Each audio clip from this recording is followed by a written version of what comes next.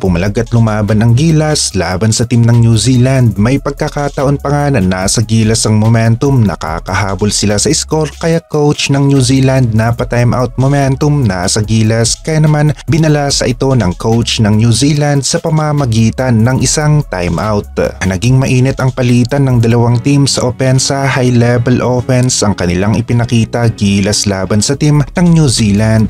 Jump ball tayo sa New Zealand ang bola, nauna sila sa opensa. Scotty naman may pasabit pa nga, naka-foul ang kalaban. Set ulit ng opensa, JB fade away ang ginawa niya dito, pasok ang tira. Yun nga lang, opensa ng New Zealand talagang mainit rin, kanilang tres talagang sunod-sunod ang pagpasok at Gilas Pilipinas dito naman nahirapan pero pumalag pa rin laban sa team ng New Zealand. Brownlee malapit sa basket, nakita siya ni Oftana, pasa kaagad ang bola, mabilis na tira ni JB laban sa malupit na depensa ng New Zealand, pumasok. Good defense naman ang ginawa ng Gilas, nakahabol lang bahagya ang depensa sa tira ng kalaban at rebound nakuha ni AG Edu. Oftana hindi nagpahuli, spin move, fade away, ganda ng tira, swak ang bola. Tamayo naman sa 3-point area, tumalbog pa nga ang bola bago pumasok sa ring. Opensa ng Gilas hindi naman gaanong nagpahuli laban sa team ng New Zealand. The inside play tayo, Junmar malapit sa basket, konting big man moves, pasok ang kanyang tira.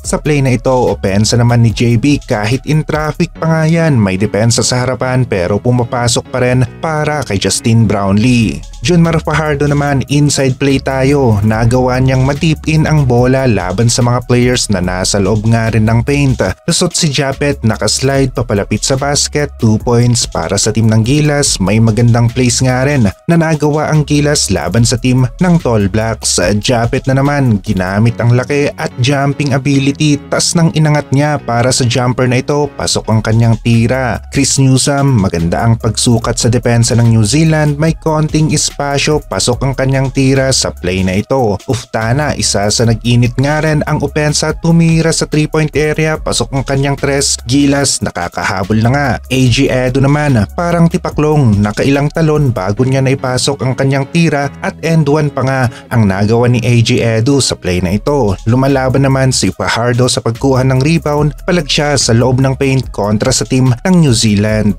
High level play naman ang nagawa ni Newsome, konting lapit sa basket, napapatras ang defender pero biglang hinto, konting ikot, fade away, pasok ang kanyang tira laban sa team ng Tall Blacks. Maganda pa rin ang nilaro ng Gilas, pumalag sila laban sa team ng New Zealand sa game na ito. Palag-palag pa nga ang Gilas, Dwight Ramos naman ang tumira para sa Gilas team.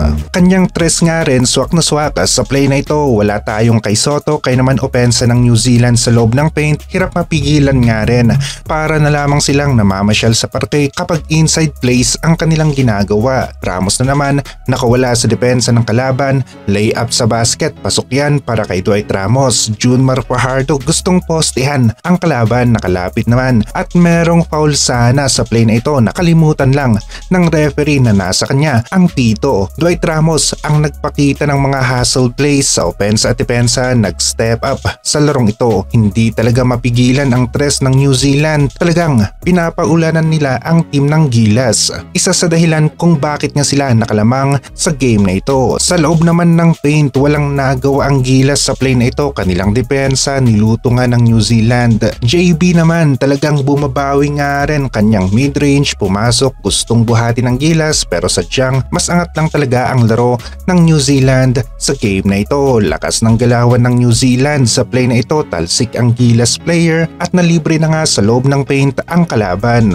Pinaulanan na lamang ng pinaulanan ng New Zealand ang Gilas sa tres. Sa kanila naman ngayon ang game na ito, kulang nga rin ang depensa ng Gilas at walang legit na rim protector, kaya naman Tall Blacks naging madali ang pag-score sa loob ng paint. Junmar naman bumabawi kahit papaano, ginawa ang kanyang trabaho, 2 points sa loob ng paint ang kanyang nagawa sa eksenang ito. Putback para sa team ng New Zealand, kitang kita na sila ang nangingibabaw sa mga inside plays. Gilas naman naman nahihirapan ng konti ngayon. Junmar sa loob ng paint, merong foul na tinawag ang referee. AG Edo naman sa opensa, yun nga lang butata ang inabot niya pero nagustuhan natin yung hustle ni AG Edo sa play na ito. Talagang maganda ang depensa ng New Zealand. Tumatalsik pa nga itong si Chris Newsome kasabay ng mintis na tira. Gilas Pilipinas hirap talaga sa game na ito pero hindi sila basta-basta na lamang nagpatinag laban sa team ng Tall Blacks. Tres na naman para sa team ng New Zealand. May JB pa nga sa depensa pero malakas na laro ang ipinakita ng New Zealand ngayon sa kanilang home court. Scottie Thompson naman nakawala para sa isang floater. Pasok ang kanyang tira sa eksenang ito. Tres ng KBL star natin hindi gumagana sa FIBA. Nagmimintis ang karamihan ng kanilang mga tira. Tamayo, pumoste. Yun nga lang talagang dinidiinan ng New Zealand ang kanilang depensa. Foul ang tawag ng referee. Tamayo ulit, inside play, muntikan na magtagumpay sa play na ito. Chris Newsome laban sa depensa ng New Zealand. Pasok naman ang jumper ni Chris Newsome sa kanilang play na ginawa. Mas malakas na New Zealand ang panalo sa game na ito. Tinalo nila ang Gilas pero lumaban naman ang Gilas. Magandang laro ang kanilang naipakita laban sa mas lumakas pa nga na team ng Tall Blacks.